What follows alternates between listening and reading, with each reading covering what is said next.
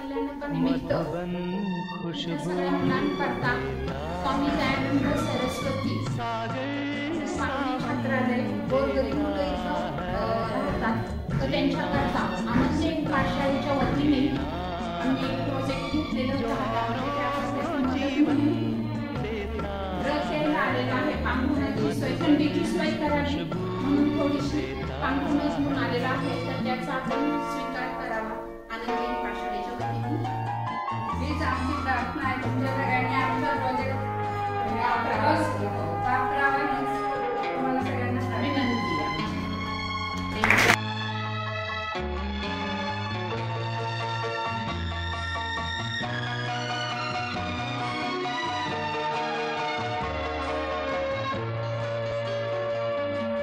सूरज ना बन पाए तो बन के दीपक जलता चल,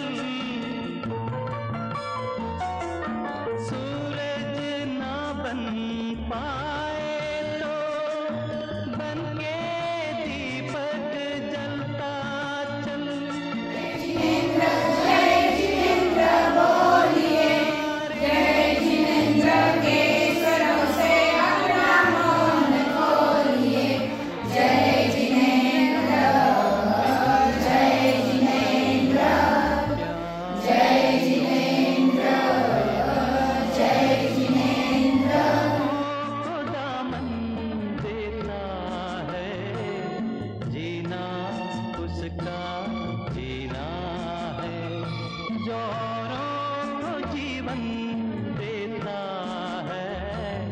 मधुबन खुशबू देता है, सागर सावन देता है, मधुबन खुशबू देता है।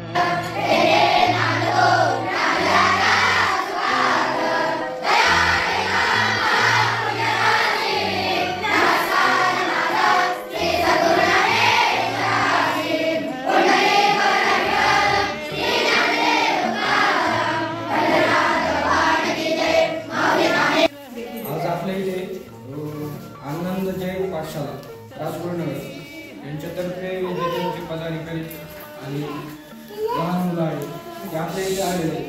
तर त्यांनी आपल्याला या थंडीचं गरजेचं गोष्ट असतात जे थंडीसाठी गरज आहे, कारण थंडी खूप वाढली, तर त्यांनी तो विचार करून जे गोष्टी गरजेच्या आहेत अशी गोष्ट देण्याचा त्यांनी प्रयत्न केला आणि हवा आणि जे अभ्यासासाठी थोडेफार गरजेचं आहे अशा गोष्टी त्यांनी देण्याचा प्रयत्न केला आणि त्याच्यातून आपल्याला सर्वांना लाभ होईल आणि त्यांचं याबद्दल मी हार्दिक अभिनंदन करतो आणि धन्यवाद देतो की असं तुम्ही ज्या वस्तूंची गरज आहे त्या वस्तू तुम्ही पोचवल्या आणि त्यांना धन्यवाद देतो आणि सर्वच आलेल्यांचं पुनश्च धन्यवाद देऊन परत कधीतरी येत जा, असं काही कार्यक्रमानिमित्त अवश्य भेट द्या आणि मुलांमध्ये असंच कधी रविवारी कधी शनिवारी येत येत राहतात पुढे अशी अपेक्षा करतो.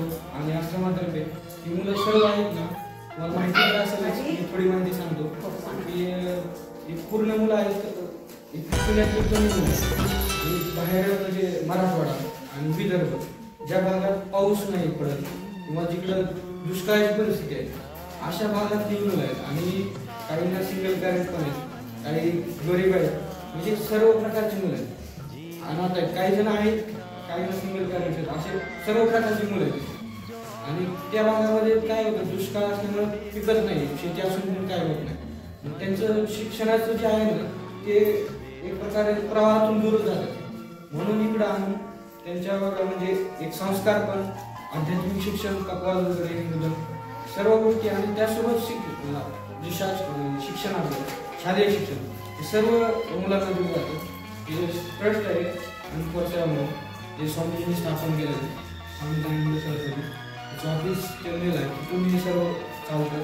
जवळजवळ भारतामध्ये 120च्या वर शाखा आहेत जिथं 70, 100, 50 अशी मुलं राहतात. त्यांचा पूर्ण खर्च संस्था करते. पहिलीपासून ते 12वीपर्यंतचा खर्च, शिक्षणाचा खर्च आणि बाकीचा पण जे असं डोनर्सच्या माध्यमातून वगैरे काही ना काही त्यांना मदत होत असते. असं सर्वांच्या डोनरच्या माध्यमातून संस्था चालते, गव्हर्नमेंट फंडिंग वगैरे काही नाही, म्हणजे सर्व डोनरनीच या संस्थेला सांभाळलेलं आहे आजपर्यंत. आणि असाच थोडाफार परिचय आहे सर्वांचा.